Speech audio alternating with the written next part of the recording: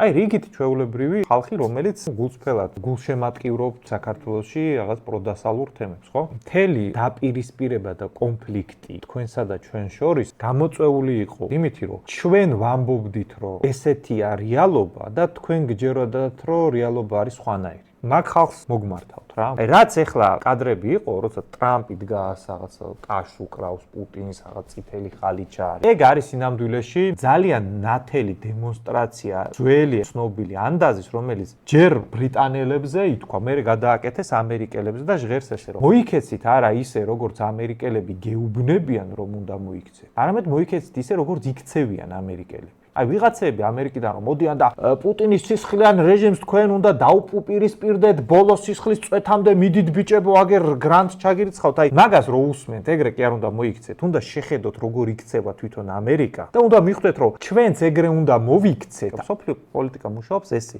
საქართველოს სახელმწიფო ინტერესები მოითხოვს ტრამპი რანაირადაც უდგება საგარეო პოლიტიკას ჩვენც ეგრე მიუდგეთ საგარეო პოლიტიკას საქართველოს სახელმწიფო ინტერესები თუ მოითხოვს რომ ვიღაცასთან უნდა ილაპარაკო, უნდა დახვდე და თუ საჭიროა ჩახვიდე და ელაპარაკო, ეგ უნდა გააკეთო. კონსერვატორების საქართველოსთვის